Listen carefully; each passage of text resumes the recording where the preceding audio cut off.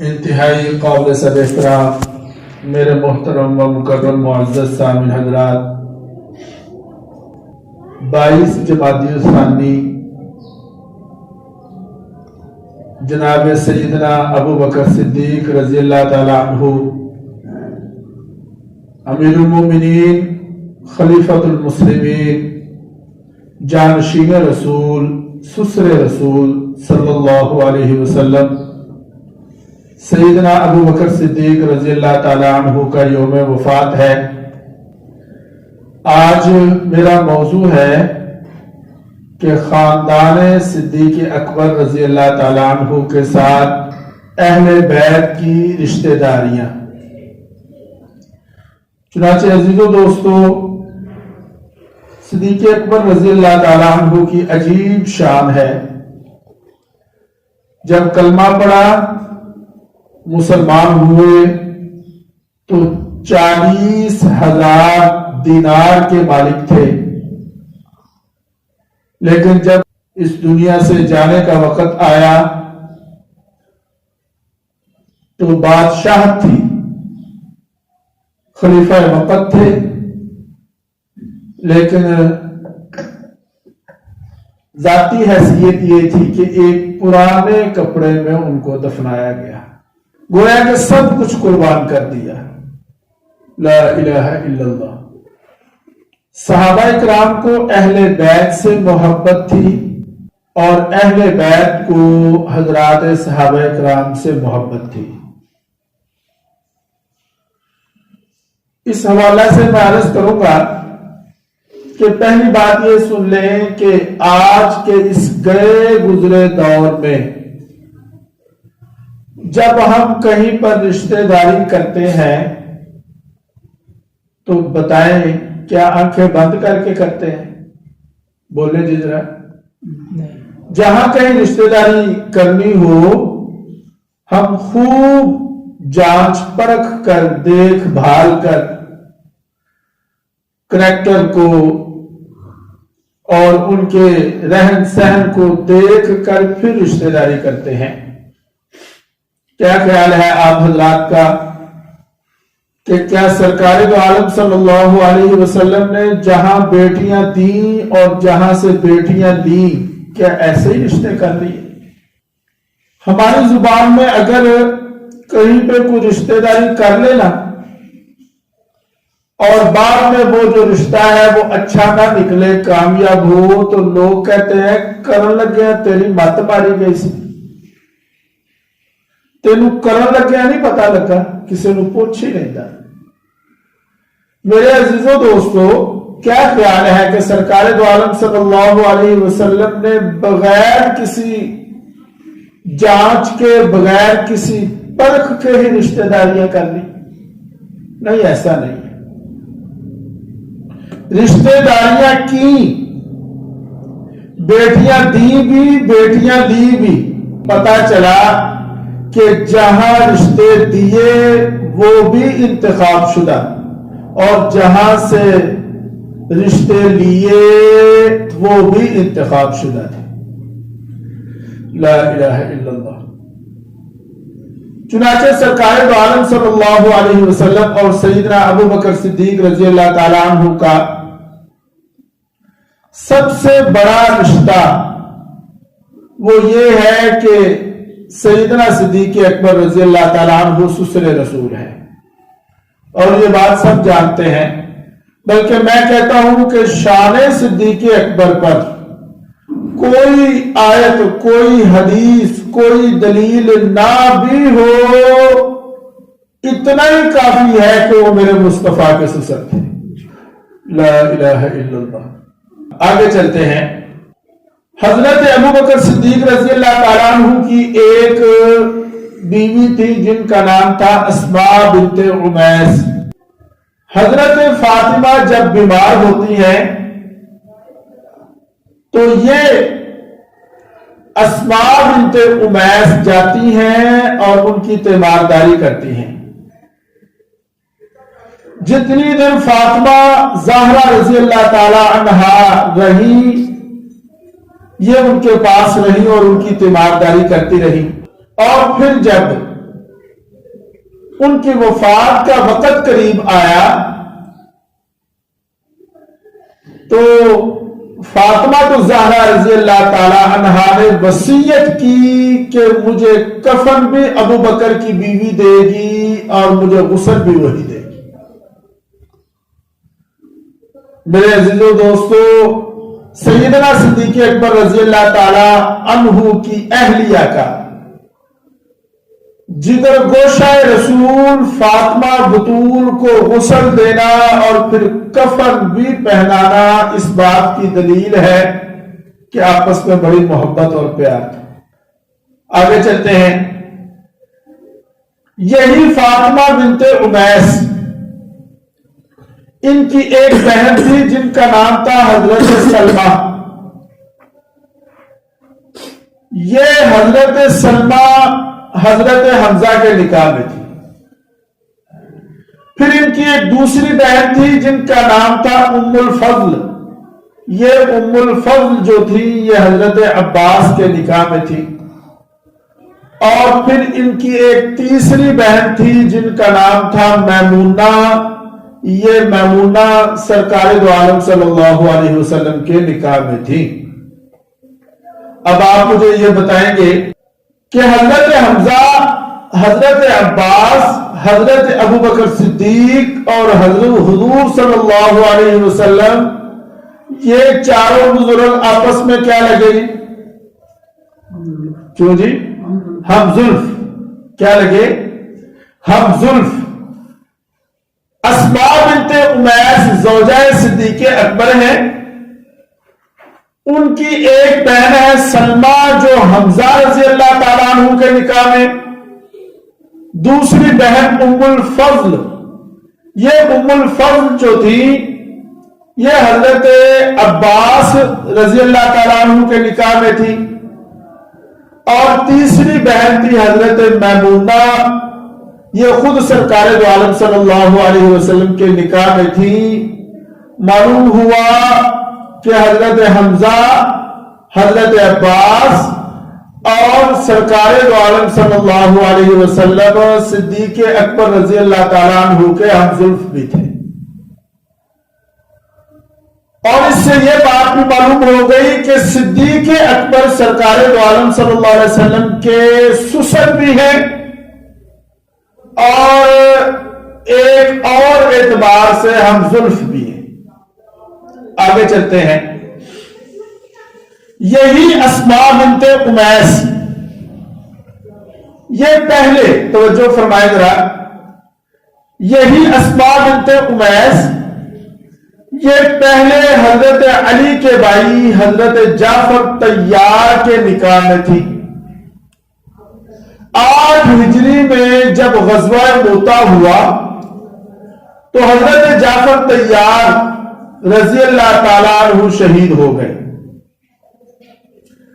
جعفر طیار کی جو زوجہ تھی اسماء بنت امیس وہ بیوہ ہو گئے۔ اب آپ مجھے یہ بتائیں کہ یہ جو بیوہ ہوئی اسماء بنت امیس یہ علی کی کیا لگی؟ بولو بھابی۔ کیا لگی؟ بھابی۔ کیا لگی؟ لگتا ہے ایک ہی بندے کا دھیان ہے۔ میں نے کہا کہ اسماء بنت امیس علی کے بھائی جعفر طیار کے نکاح میں تھی۔ جعفر طیار شہید ہو گئے تو کون بیوہ ہو گئی؟ بھابی، علی کی بھابی اسماء بنت امیس بیوہ ہو گئی۔ پھر حضرت علی رضی اللہ تعالیٰ عنہ نے اپنی بھابی اسماء بنت امیس کا دوسرا نکاح کروایا حضرت ابو بکر صدیق سے۔ کیوں جی؟ اچھا، ہمیں یہ کہا جاتا ہے کہ یہ آپس میں ایک دوسرے کے مخالف تھے، جبکہ یہاں صورتحال یہ ہے کہ علی خود اپنی بھابی کا نکاح صدیق اکبر سے کر رہے ہیں۔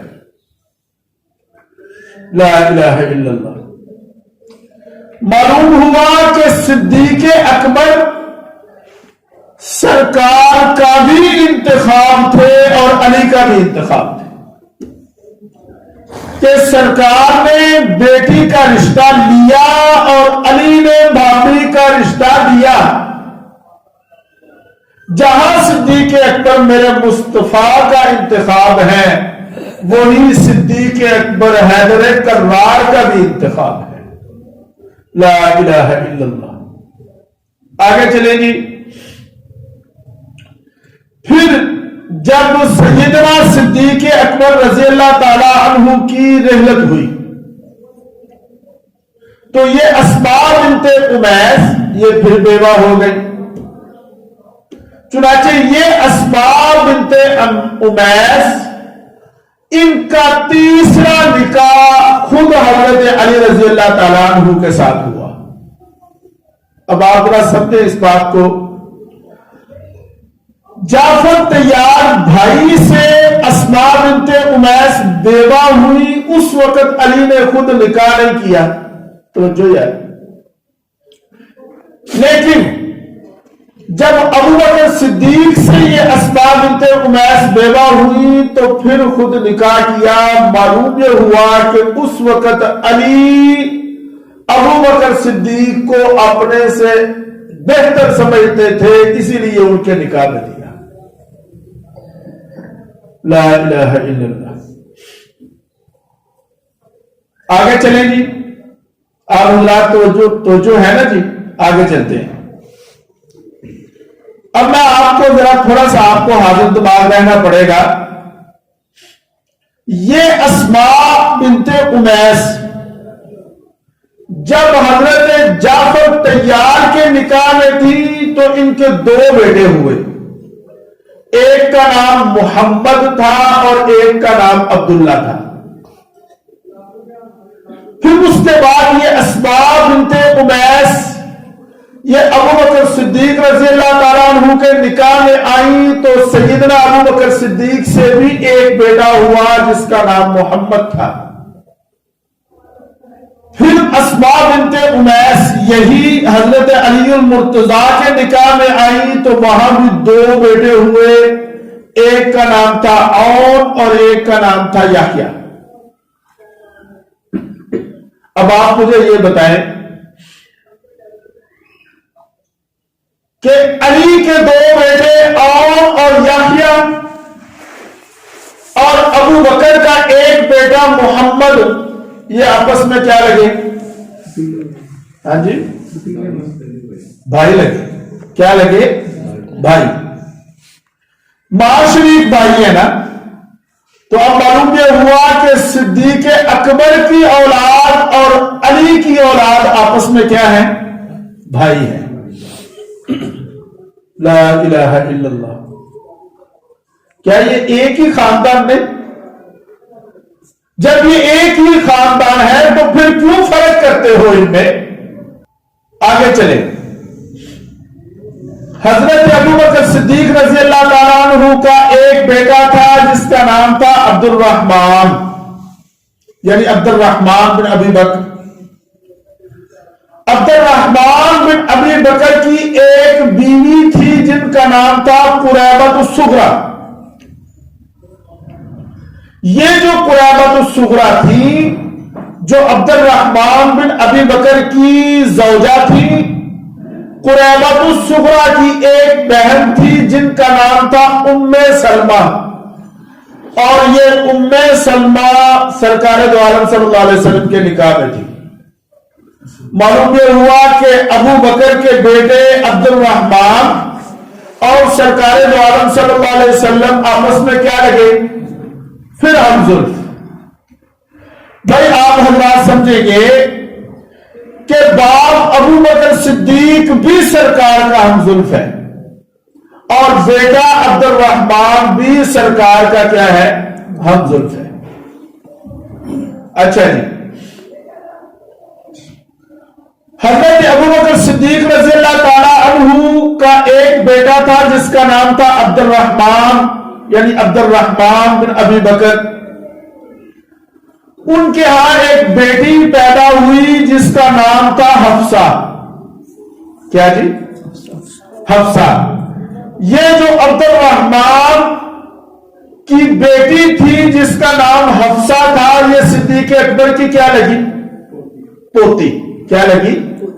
یہ حفصہ جو صدیق اکبر کی پوتی ہے، ان کا پہلا نکاح ہوا منذر بن زبیر بن عوام کے ساتھ. یعنی یہ جو عشرہ مبشرہ میں سے مشہور صحابی ہے نا زبیر بن عوام، ان کے بیٹے تھے منذر.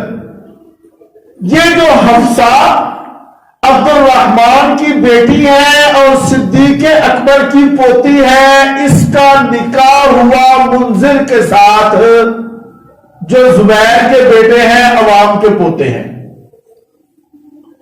پھر جب منذر بن زبیر ان کی رحلت ہو گئی، توجہ، جب منذر بن زبیر کی رحلت ہو گئی تو ان کا اگلا نکاح پتہ کن سے ہوا؟ بتاؤ کن سے ہوا؟ یہ جو حفصہ ہے جو صدیق اکبر کی پوتی ہے، ان کا اگلا نکاح ہوا حضرت حسین رضی اللہ تعالیٰ عنہ کے ساتھ. اور یہ حسین کون ہے؟ جو جنت کے نوجوانوں کے سردار ہیں. کیوں جی؟ ہمیں یہ بتایا جا رہا ہے کہ فاطمہ صدیق اکبر کے پاس آئی، وہاں سے دھکے مار کے نکالا گیا، نعوذ باللہ. یہاں صدیق اکبر کی بیوہ کے ساتھ علی نکاح کرنے اور ابو بکر صدیق رضی اللہ تعالیٰ عنہ کی پوتی نوٹ کر لیں جن کا نام حفصہ تھا. یہ صدیق اکبر کی پوتی حفصہ حسین رضی اللہ تعالیٰ عنہ کے نکاح میں تھی. اچھا جی، اس سے کیا معلوم ہوا؟ اس سے یہ معلوم ہوا کہ رشتہ داریاں پھر نسلوں میں بھی چلی. کیوں جی؟ رشتہ داریاں پھر اوپر ہی نہیں رہی، نیچے نسلوں میں بھی رشتہ داریاں ہوئی. لا الہ الا اللہ.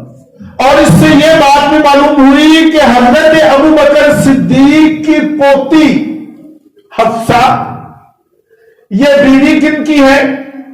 حضرت امام حسین کی. ابو بکر صدیق کی پوتی حفصہ یہ کس کی بیوی ہے؟ حضرت امام حسین کی.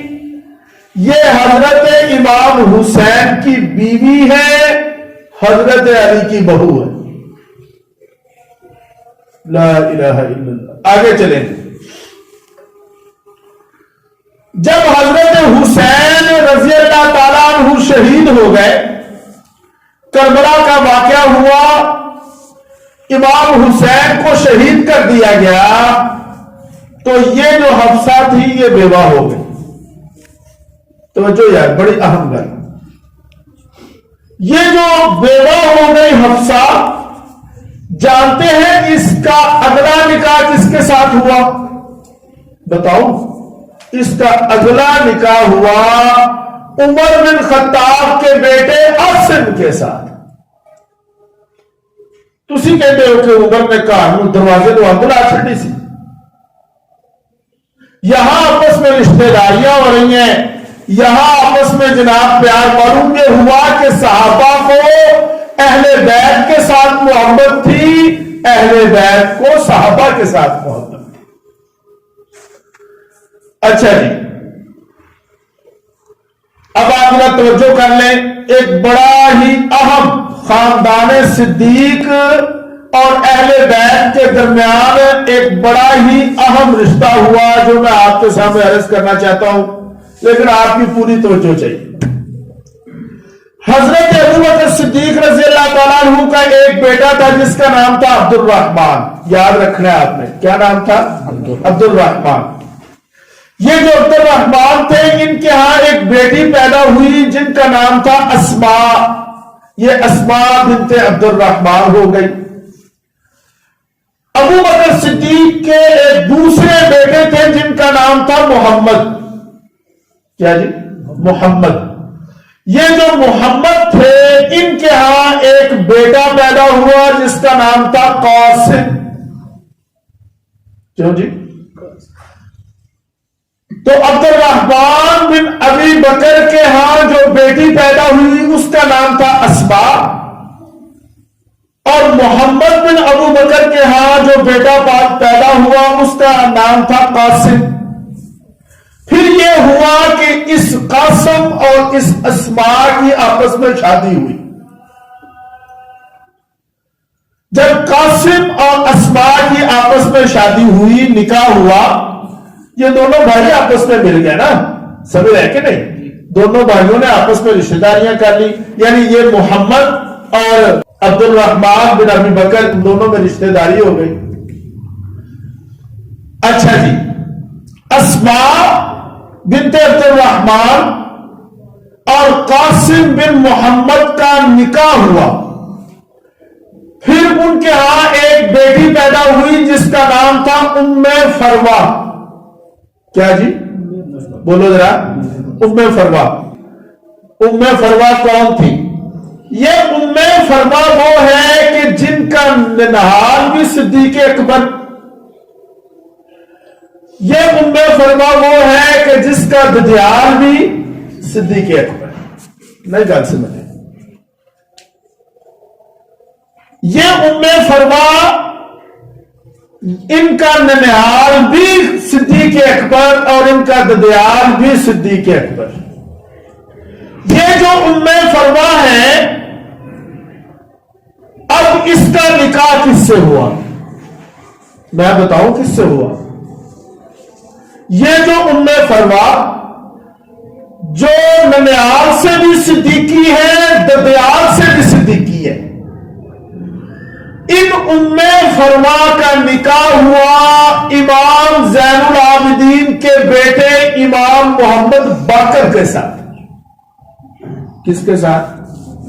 امام محمد باقر کے ساتھ۔ اور امام محمد باقر کا جب ام فروا سے نکاح ہوا تو نوٹ کریں اس بات کو کہ پھر جو بیٹا پیدا ہوا اسے امام جعفر صادق کہتے ہیں۔ ان کا چوتھا امام جعفر صادق، یہ جو امام جعفر صادق ہیں، ان کی جو والدہ تھی وہ ددیال سے بھی صدیق اکبر اور ننیال سے بھی صدیق اکبر ہے۔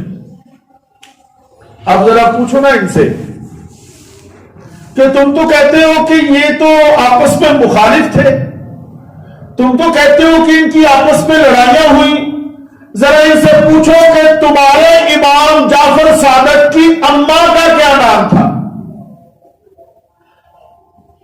امام جعفر صادق کی اماں کا نام تھا ام فروا۔ اور پھر ان سے پوچھو کہ ام فروا بیٹی کس کی تھی؟ یہ ام فروا بیٹی ہے قاسم کی، اور یہ پوتی کس کی تھی؟ یہ پوتی ہے محمد کی، اور پڑپوتی ہے سیدنا صدیق اکبر کی۔ اس لیے میں کہتا ہوں کہ اگر تم صدیق اکبر کا انکار کرو گے تو اپنی امامت کہاں سے لاؤ گے؟ اور پھر اسی پر بس نہیں ہے تو جو کریں ذرا، امام جعفر صادق کی اماں کا ننیال بھی صدیق اکبر اور ددیال بھی صدیق اکبر، اور اس بات پر امام جعفر صادق ہمیشہ فخر کرتے رہے کہ وہ کہا کرتے تھے کہ میں ددیال کے اعتبار سے علوی ہوں، ننیال کے اعتبار سے صدیقی ہوں۔ اور اس پر میں آپ کو ایک روایت سناتا ہوں۔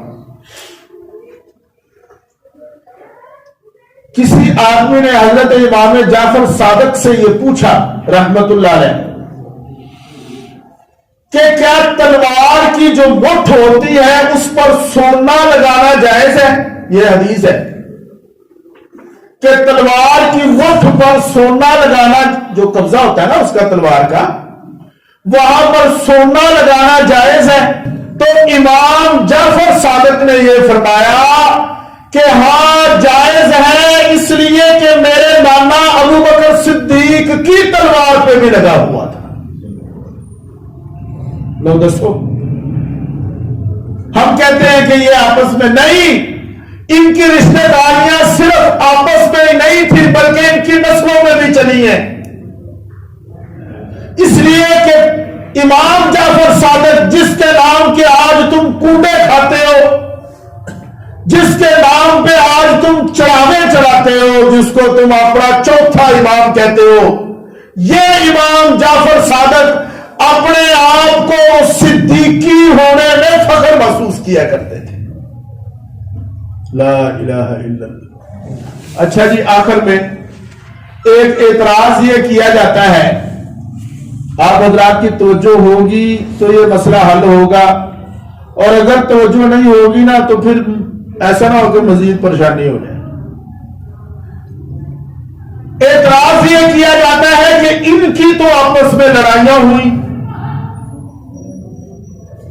کیوں جی وہ اتنے ہی ہو؟ اعتراض یہ کیا جاتا ہے کہ یہ تو آپس میں لڑے۔ پہلی بات تو یہ ہے کہ میں اپنے یقین کے ساتھ کسی لڑائی کو نہیں مانتا۔ کیوں جی؟ یہ جنگ صفین، یہ جنگ جمل میں نہیں یہ مانتا۔ اچھا میں کیوں نہیں مانتا؟ کیوں جی پاجی؟ اس لیے کہ یہ ساری تاریخ ہے۔ کیوں جی؟ یہ کیا ہے؟ تاریخ تاریخ ہوتی ہے۔ نہیں کہہ سکتے، نہیں میں اور طریقے سے، تاریخ مورخ کے ذہن کی عکاس ہوتی ہے۔ اچھا مثال دینا ہوں، کیڑی حکومت چل رہی ہے؟ نہیں پتا لگا لے؟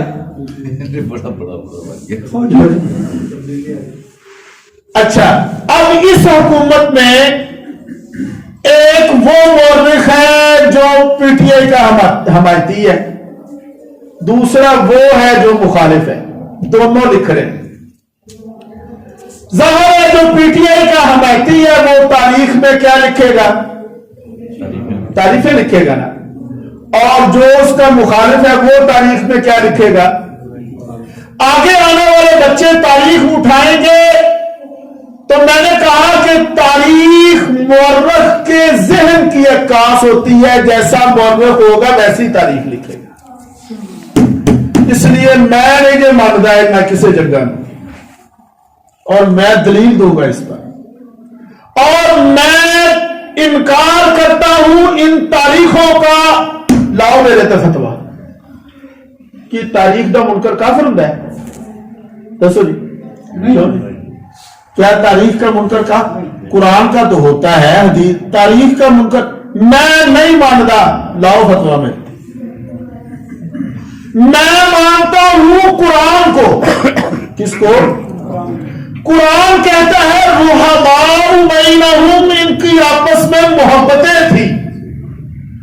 میرے سامنے کوئی تاریخ پیش کرے گا میں نہیں مانوں گا، قرآن کو مانوں گا۔ قرآن کہتے ہیں ان کی آپس میں محبتیں تھی، تم کہتے ہو لڑے، تم کہتے ہو لڑتے رہے۔ آپ بتائیں آپ تاریخ کو مانیں گے قرآن کو مانیں گے؟ قرآن، میں بھی قرآن میں ماننا یار۔ اگر بالفرض والمحال جنگیں ہوئی جیسا کہ تسی کہندے ہو کہ لڑے، اچھا اگر آپ سے کوئی یہ کہے کہ لڑائیاں ہوئی، شیخ صاحب کیا حال چال ہے، لڑائیاں ہوئی، مان لیا کہ لڑائیاں ہوئی، اچھا اگر آپ سے کوئی یہ کہے کہ لڑائی ہوئی تو آپ نے کہنا ہے پھر کیا ہوا؟ کیوں جی؟ وہ کہے گا بڑی لڑائیاں ہوئی، اچھا پھر کیا ہوا؟ وہ کہے گا خون ریزی ہوئی، پھر کیا ہوا؟ بڑے قتل ہوئے، پھر کیا ہوا؟ بڑی جنگیں ہوئی، پھر کیا ہوا؟ بھائی پھر کیا ہوا؟ اجی پھر صلح ہو۔ او ظالمو، وہ آپ صلح کیتی بیٹھے تسی اج تک لڑائی بیٹھے ہو۔ سن لو کہ اگر جنگیں ہوئی، مان لی تمہاری بات، تو پھر صلح بھی ہوئی ہے، اور جب صلح ہوئی ہے تو صلح کے دستاویز پر لکھا گیا ہے۔ حضرت حسن نے خطبہ دیا اور فرمایا کہ سن لو जो उधर से शहीद हुए वो भी जन्नती, जो इधर से शहीद हुए वो भी जन्नती। उन्हें सुलह कर ली, असी अज तक लैके बैठे। अल्लाह तआला